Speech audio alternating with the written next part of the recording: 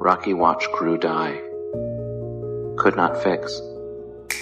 ¿Y si te digo que la tragedia de la tripulación de Rocky en Project Hail Mary ocurrió debido a una ignorancia letal y a una física que su civilización jamás pudo prever?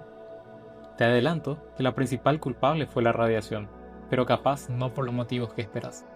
Hoy vamos a ver los 5 puntos clave sobre cómo una amenaza invisible convirtió en roca terrestre a sus compañeros.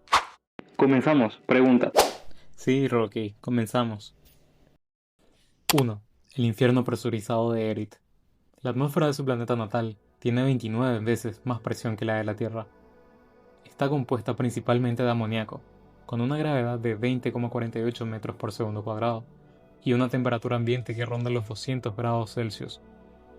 Por lo tanto, para sobrevivir, su nave fue construida como un horno presurizado y acorazada con materiales como la xenonita.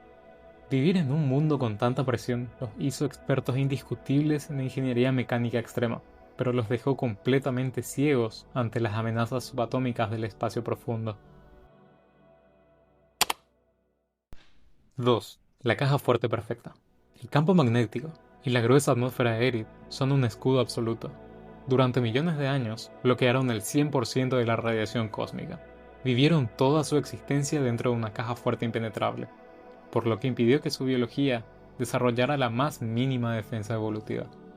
Creían estar a salvo por el simple grosor de su nave, sin saber que al salir de su planeta se estaban quitando la armadura en medio de una lluvia de fuego radiactivo.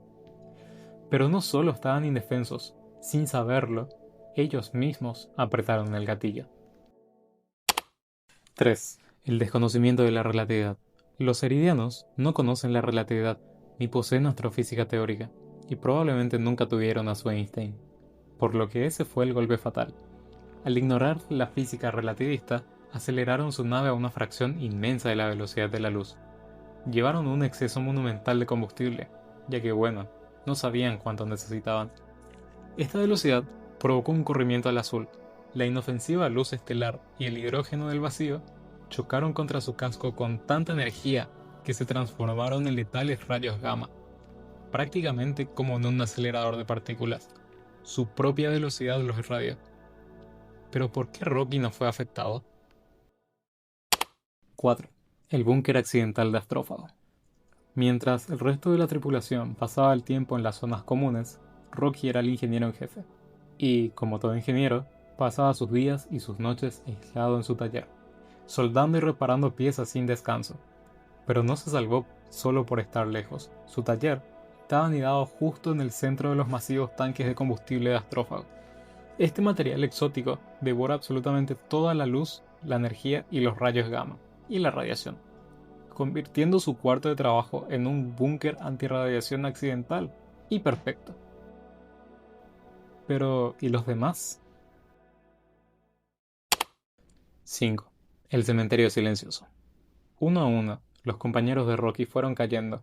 Sufrieron fallas biológicas inexplicables provocadas por la radiación acumulada, sin comprender qué destruía sus cuerpos. Fueron apagándose en la oscuridad, dejando a Rocky completamente solo en medio de un cementerio flotante de xenonita y calor. La nave continuó su trayectoria estelar, albergando a un único superviviente que desconocía por qué todos sus amigos habían perecido. Hi, Grace. Lo más loco es que esto podría pasarnos a nosotros. El universo castiga la ignorancia con la muerte más silenciosa.